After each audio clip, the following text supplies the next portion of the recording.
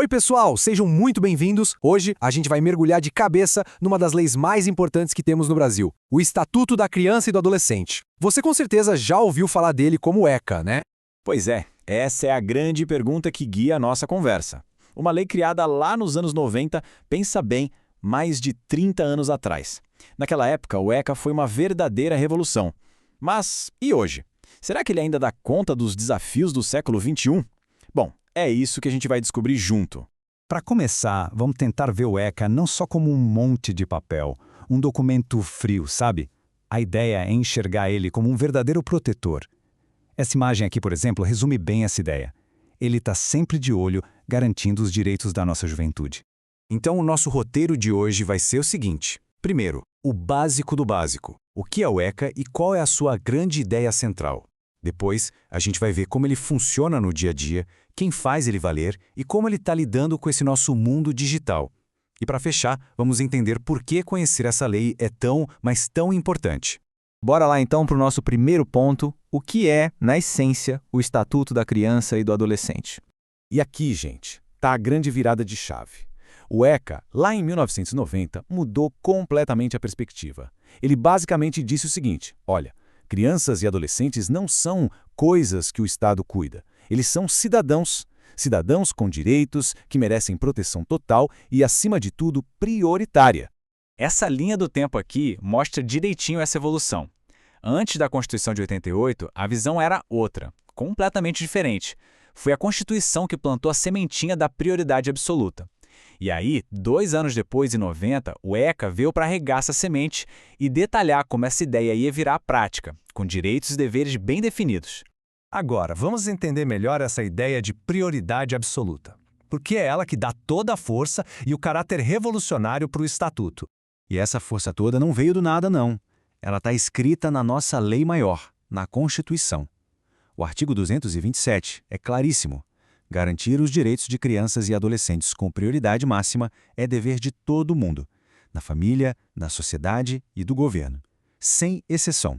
Tá, mas o que isso quer dizer na vida real? Quer dizer que numa emergência a criança é a primeira a ser socorrida.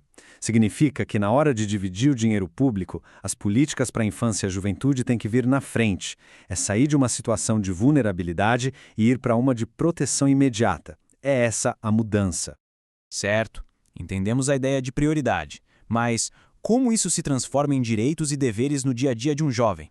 O ECA lista uma série de direitos que são a base de tudo. Se a gente parar para olhar essa lista, dá para ver que são os pilares para uma pessoa se desenvolver de forma completa e com dignidade. Cobre todas as áreas mais importantes da vida, né?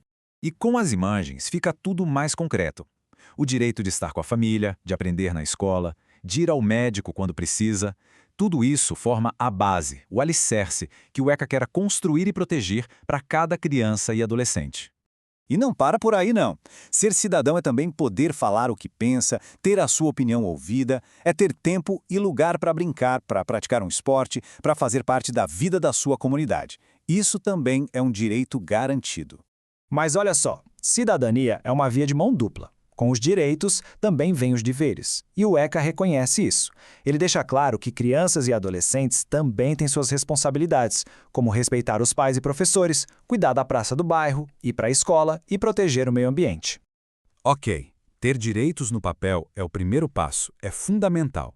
Mas a pergunta que não quer calar é: quem garante que tudo isso vai ser cumprido? É aí que entra a tal da rede de proteção.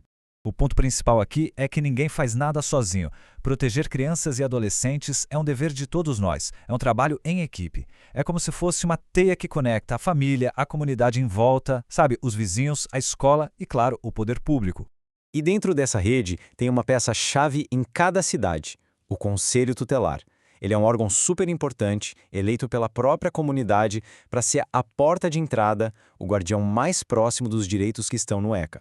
Para a gente entender na prática, imagina o seguinte: se uma criança está sem professor na escola, é o conselho tutelar que tem que ser chamado. Ele não vai julgar o caso, mas vai agir para cobrar os serviços que estão faltando e garantir que o direito à educação seja respeitado.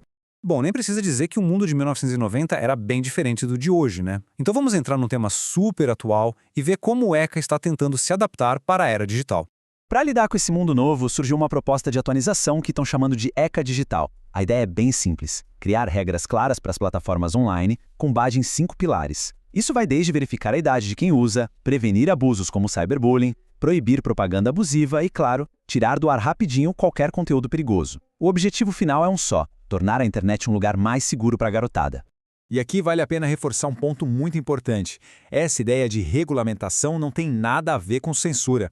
O objetivo é criar critérios claros e transparentes sobre o que pode ou não pode e quem pode pedir para tirar um conteúdo do ar. O foco é total na proteção e não em controlar a informação de forma arbitrária. E agora a gente chega na nossa parte final, que na verdade resume a mensagem mais poderosa de todas sobre o ECA. Talvez a mensagem central seja essa aqui.